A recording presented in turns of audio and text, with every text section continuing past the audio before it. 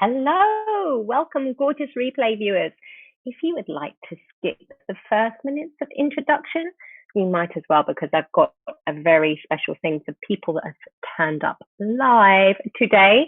So you can skip the first few minutes and then go on to see why it is that being intuitive doesn't always mean that you will make the right decision.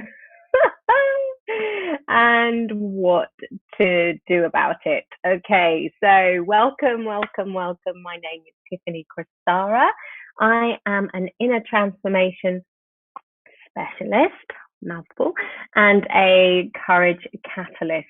It means I work with intuitives that wish to find themselves again, because as intuitives, you kind of lost your way a little bit, being a little bit too much in tune with everyone else but yourself. And then these problems start to go from bad to worse in terms of your ability to accept yourself, your ability to know what you need and what you want, your ability to tune in to what you really want to receive in your life, and your ability to actually receive it. It becomes really flipping difficult. Okay, so that's what I do, is I help you to find yourself again and activate your courage. So that's why I'm called a courage catalyst as well. Okay, so we're going to get started, and what we're going to do today is we're going to look at 4 things in particular. Number 1, we are going to look at why being intuitive doesn't actually necessarily mean you're going to make the right decision and what to do about it. And we're going to break that main topic, see that as a big pie in the sky, and we're going to break that pie in the sky into 4 pieces. Okay, the first piece is why you struggle to know your own reality, even if you're not realizing that you struggle to know your own reality. Number 2, we are going to be looking at, I need to see my notes, sorry about this, the truth about soulmates. Woohoo! Who here? Hello, Julia. Good to see you here. Who here believes they've had a soulmate connection in their life? I would love to know. Do put it in the comments, okay? Number 3, so yeah, the truth about soulmates and how best to handle that situation as well. So we're going to look at handling your intuition. We're going to look at handling things to do with soulmate attraction.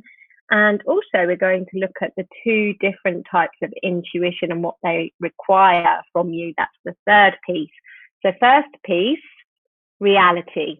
Reality. Who feels that way about reality? Let me know in the comments. And second piece is soulmates. Anything you want to know about that, put it in the comments. How do I deal with this soulmate connection? Number 3, the 2 different types of intuition and what they require from you in order for you to be able to not only hear it, but actually employ it. Okay, so that's why you're probably always kicking yourself for not listening to your intuition. Number 4, the role of self-worth. And I'm going to help you turn your self-worth on today instantly with one question and one quick tarot tip. So if you do want to take part with me in the tarot tip that we're going to do, you will need a deck, but it's fine just to tune into the meditation and receive the message as well. Okay, yes, absolutely. Soulmates tend to not really be in our lives for the long haul. I find that it's more what I would call a life partner. So yeah, that's typical that they you feel like you've had that connection, but it's not necessarily with you anymore. So we will look a little bit more into that.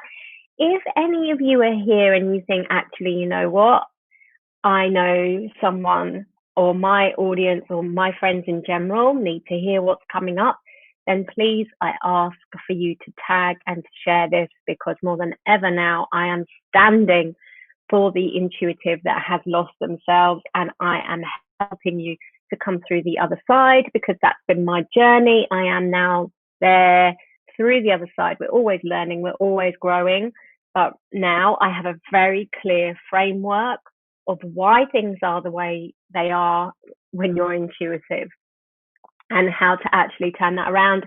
And I've actually got a stack of testimonials and case studies from over the years of people that have done that, have had massive ahas and insights through my main program, which is the Transformational Truth of Tarot. That's the biggie. And so lately I've been working on smaller programs to help you warm up. And what I'm going to share with you today comes from my new model, which is these steps that I'm talking about. It's called the Transformational Truth, the 10 Transformational Truths. I love tongue twisters, don't I? Don't make it easy for myself. 10 transformational truths and symptoms of using your intuition as outtuition. So we will get started on that coming up in one moment. If you see, the very first comment in this thread offers you a chance to claim a session where, if you enjoy this, if you stay on and you look at it and you go, oh shit, that's me to a T, and oh my God, I'm waking up, I'm seeing, and now I know that Tiffany can help me, I really, really feel that, and I want that help, then you can claim a non-obligatory free assessment with me on the 10 symptoms of outtuition, where you are on the scale. We'll get clear on that in the session. And then if you want to go forward with me afterwards, you can. And if you don't, you'll have 3 steps to just employ by yourself. Okay. So the link is in the post. It's also in the first comment here. And anyone that fills that in, if you're the first person to fill that in and put to me in the comments on the live that you've done it, then you can have it with me straight away this afternoon after this live. Okay, so to do that, you just click the link either in the post or in the comments. The link is there. Fire up your intuition, fill in the form, and then the first one to say done in the comments will get their session this afternoon, guaranteed. Yes, normally you have to apply and we assess you, but this one is like, if you do it, you are guaranteed. If you do it and put my teeth in, if you do it and put that you've done it and you're the first person to do that, I guarantee you that session this afternoon. Okay, woo! Let's do this. Here we go. So for the first thing we're going to do is I'm going to share screen with you to show you what I mean about these 10 symptoms of intuition and how they figure today and what I'm going to teach you. Okay, so here we go. It's just coming up. Whoa, trippy. But hopefully you can see this now because I can't see you anymore. Let me just check. Yes. Okay. All right. So these are the 10 transformational truths and symptoms of using your intuition as outtuition.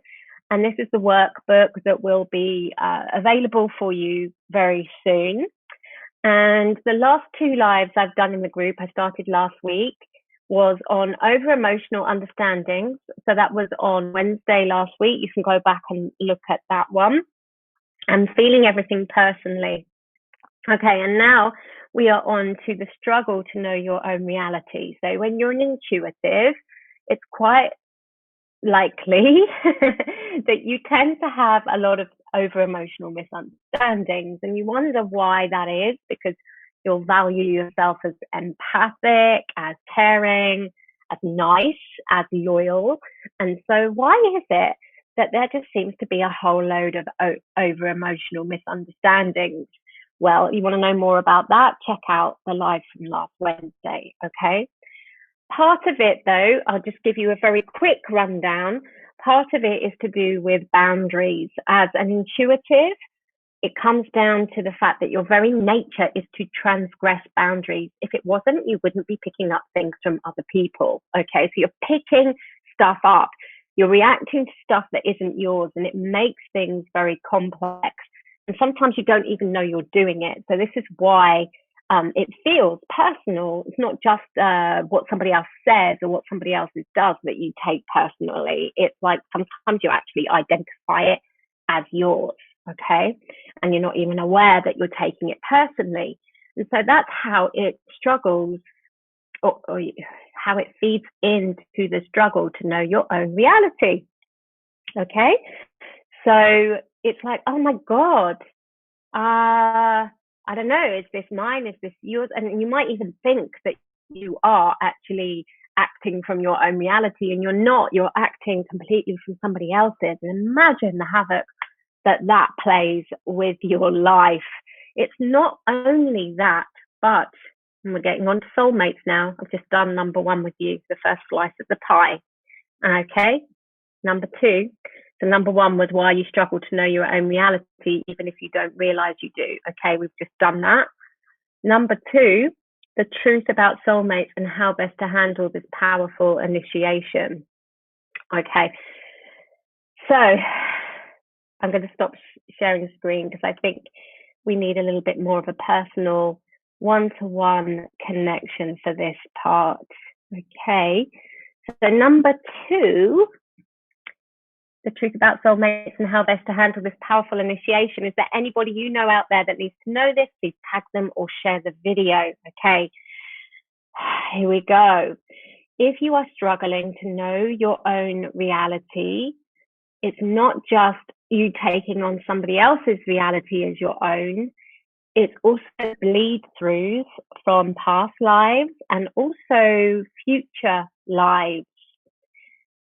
I'll tell you a story about what happened to me. I had a period from 28 to 36 where I was in contact with a lot of soulmates, but particularly two in particular were very, very, very powerful. Although I would say that I was meeting soulmates all over the place during that time. And I got very let down, and again and again and again. And it wasn't really anybody's fault except my own, to be honest. And the reason was because I was tuning into two particular, shall we say, three wavelengths. I was tuning into who they'd been in past lives. I was tuning into their potential rather than their reality. So I was tuning into past lives rather than their present self. I was tuning into their potential rather than the reality of who they were. And there's another reason as well. Oh yeah, I would be tuning in to the future of who they are as well. And all of those realities would come in and cloud my ability to discern properly and be able to meet that person properly face to face with no projections. I mean, I think you can imagine how strong those projections were when I talk like that. So no wonder they didn't stay in my life. So if you have a soulmate connection, the first thing to do is to really get clear on, okay, I am probably tuning in to past lives we've had, to the fact that we're probably actually going to meet again, maybe not this life, but in the next life. There's unfinished business, right? That's what soulmates are about. And that powerful connection of Kundalini that's so exciting, that connection of an activation of a long lost love, or whether that's romantic or whether that's friendship or family or what it is, it's powerful. It's really, really powerful, and it can be addictive and very hard to abstain from. So, like anything that is addictive and very hard to abstain from, it can rip through your world. It can absolutely turn your world upside flipping down. And I'm sure you understand what I'm saying right now. Give me a comment in the chat box if you get what I'm saying. So like with anything addictive, gambling, alcohol, chocolate. Chocolate's one of mine. You know, it's like the more you let it in, the harder it is to actually regain your balance. So it may well be that there's a need. Yeah. Getting the comments coming in now. Thank you, lovely. Okay. Yeah. So what do you do then when you have that type of connection? Well, it's about taking it really, really slow, making sure you're getting to know them for who they are, that you're seeing them a fresh new eyes. It may well be that you have to keep reminding yourself that you actually don't know this person. You might know their soul at some level, but the person that they are in this life, you have never, ever, ever met before. They are a stranger, and it will take ages to get to know them. You've got an infinite connection. So it's something that has to be taken incredibly slowly. And if you can do that and not go away on flights of fancy with it, then great. But it's like a need to kind of say to the divine, okay, you're in charge of this. I'm in charge of me. I'm in charge of my boundaries. I'm in charge of treating myself well. I feel that there's a connection here. I understand that I don't understand it, and that it's okay not to understand it, because I won't understand it in this small snippet of time.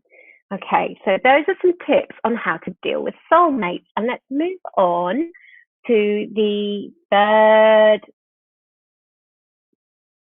part, which is the two types of intuition. So we've just spoken about the problems with not being able to see someone presently because of the past lives and the future lives and their potential.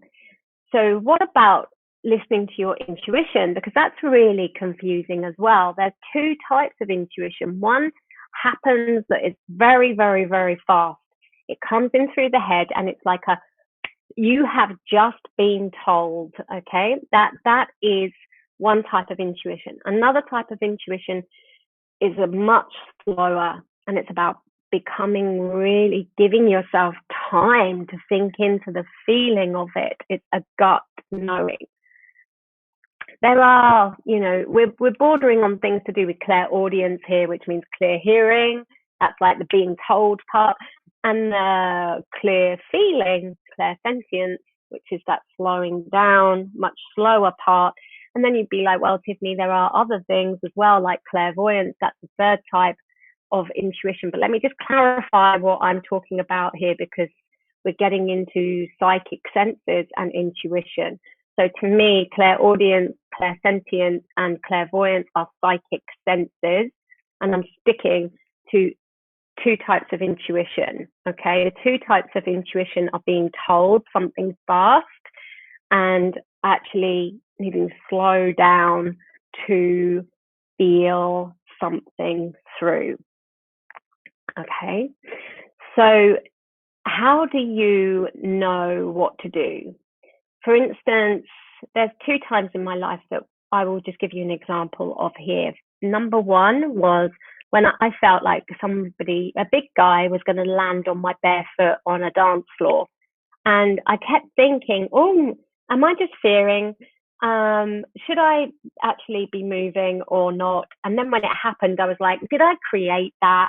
I know you get what I'm saying. Yes, you get what I'm saying. And actually, it was just that I needed to move out the way, okay, which goes into the self-worth. I'm going to talk about that in a minute. So that was more like I'd got confused between self-worth and intuition. So the 3 and 4 parts of the pie are blending here a little bit, so bear with me. I will clarify for you at the end. The other story is the one of the lotto. You might have heard me say that. I got the lotto numbers. I absolutely did. And they came in fast, and I completely doubted it. And I didn't put 6 numbers on one line. I put 3 numbers on one line and 3 numbers on another line, and won 2 tenors. instead of 4.5 million. Yes, my hands up. That absolutely did happen. Why? Well, it came through fast and I needed to slow down because I was rushing and going, oh, whereas if I'd slowed down, I would have done something different. With the other one, that feeling that guy was going to land on my foot, yeah, that feeling was a slow build up, but I needed to act fast and get out the way. So you might then be thinking, okay, so when I hear intuition fast, that means I've actually got to slow down and feel into it. And the other one is like, well, actually, when it's slow, I need to take quick action. I don't know. I haven't got that far. I'm going to be honest with you. I haven't got that far with that clarity. I haven't had enough consciousness and experience with that theory yet to say it's that way. Okay. But what I can say is true is that you can bypass all of that with one question. That one question is, what would self-worth do? So rather than ask yourself, is this my intuition and how do I need to act? How do I need to listen to it? How do I need to employ it? You actually ask, what would self-worth do? So when I was getting the feeling that that guy was going to land on my foot, self-worth would have just moved. It wouldn't have dilly-dallied about, is this intuition? Am I fearing it? Am I going to manifest it? Okay, what would self-worth have done if she'd got the lottery numbers? She wouldn't have doubted it and compromised it and messed it up at all, would she? No, she would have put all 6 numbers on one line. So you can bypass that whole third part of the pie, which is about the 2 parts of intuition, just by coming down to looking at self-worth and what would self-worth do. Sometimes people say that they don't get how to do self-worth. So I am actually just going to help you tune into your self-worth now. I'm going to take a collective card for any of you here live, any of you on the replay. I truly feel that if you're seeing this at the right time for you to get this message, okay? However, if any of you want to join in, feel free to join in with your tarot as well. So this is called the Tarot Feelie, and it's taken from my signature program, the Transformational Truth of Tarot. And it's also in the workbook that is coming out in the next couple of weeks that I showed you earlier, okay?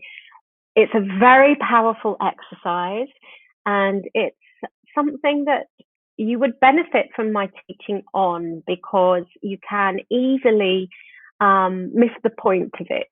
So let me just tell you, the point is not about getting the card right. The point is about getting the message, and it's about tuning you back into your intuition.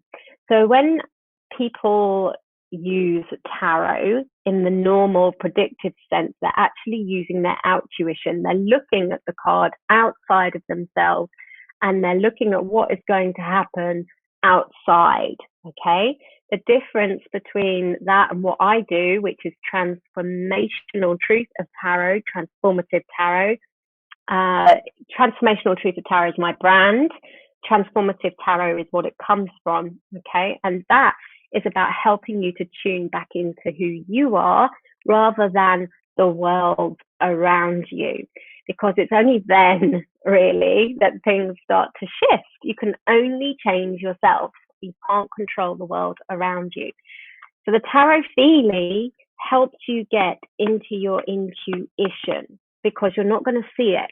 You're not going to go into your intuition. You're not going to be looking outside of yourself. You are going to be looking inside of yourself. Yeah, Julia's saying she still does Tarot Feelie every morning. Indeed, it's one of the favorite things of my students in TTT as well. And you're about to find out why. Okay, so if you would like to just, if you don't have a card, you can tune into this one. You know, it's all to do with intention. All right. Otherwise, you can take a card for yourself and you don't look at it. You place it between the hands. If you know it, choose another one so that you don't know it. And you just relax now. Take some nice deep breaths. One thing about learning tarot is to let go again of trying to get to know the cards. That is an outtuition energy. So what we want to do is just welcome the energy of the card in through our body, from our hands up through our arms, and as we breathe out, just relax and release. So you're actually opening up. It's like you're just relaxing, softening, opening, and breathing the card into you. You're welcoming this universal energy into you rather than coming out of yourself and trying to get to know it. It's a relaxing, softening, opening, and inviting in. And just tune into how it's making you feel mentally, emotionally, and physically.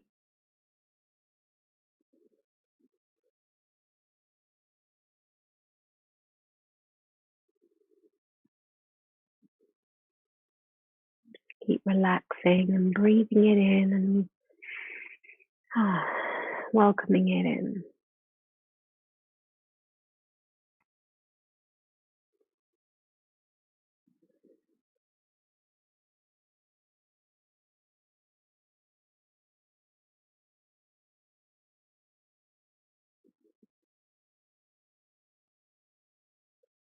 You tune into anything you might see. Maybe it's a color or an object. Could be a whole vision playing out. And then you send your thoughts up and you ask for the message.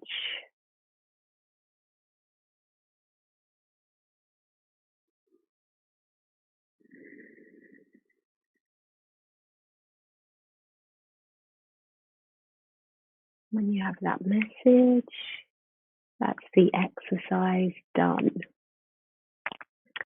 You might feel that you think it's a tarot card of some sort, and that's fine. If you get it, just remember it's not about getting that right. It's about getting the message. So you get the message, ask for the message, and then it's done.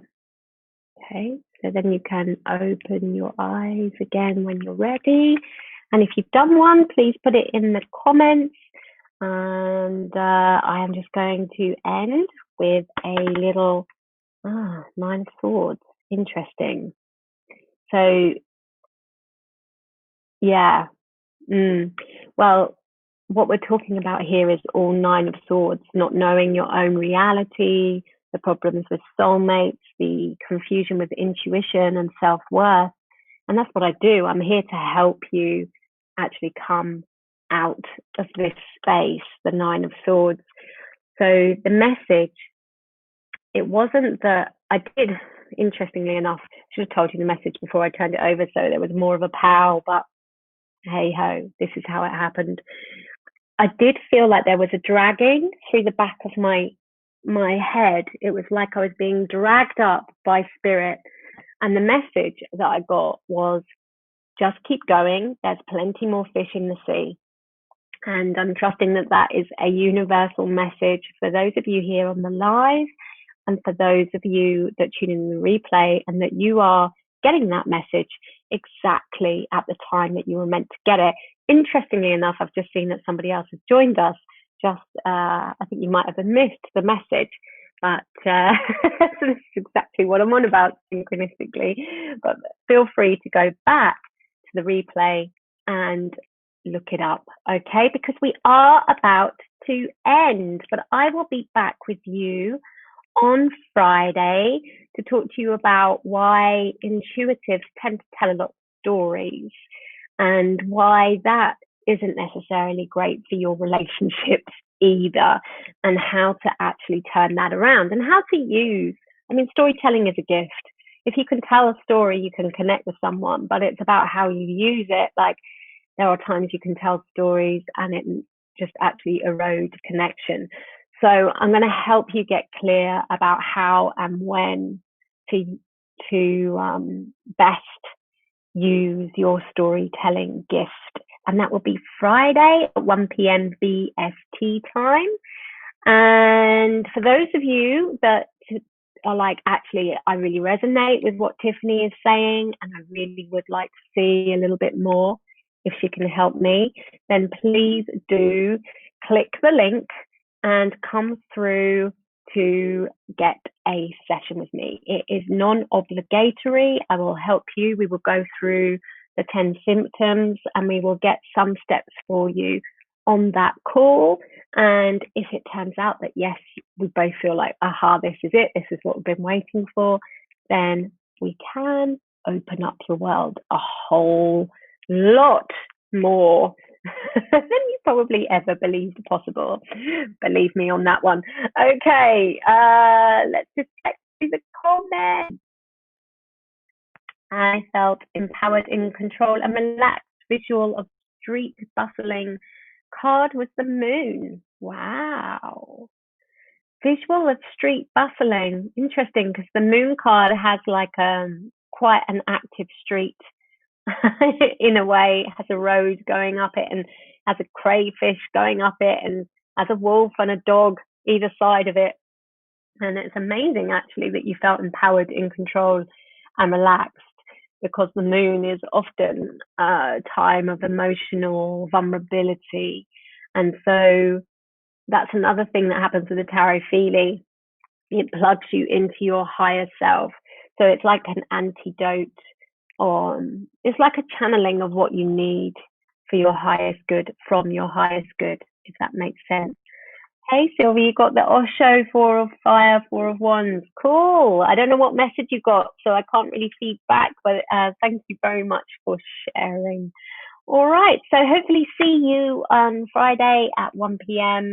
to look at how to use your storytelling gift to connect with people rather than push them away, and transform your relationships that way.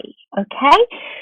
If you enjoyed this, please can I ask again for a share? If you know that actually, there is someone that needs to hear this, let's stand for the intuitive. It's time for the intuitive to really actually get acknowledged out there in society and understood. And it's not going to happen if we don't stand for that re-education and getting that out there to society. Much love, and bye for now. Sylvie, bless you. I've just seen your message. All I kept hearing was the Prince song, When Doves Fly. Wow. Sometimes it's not easy to know what the message is, and it's a case of like living it out for the day and knowing in hindsight. So I do come back and update us, Sylvia, if anything happens on that level. Take care. Lots of love, everyone. Thank you for being here. Bye for now. Oh, notifications. If you don't want to miss anything, just set it to all notifications and you won't miss Friday's class.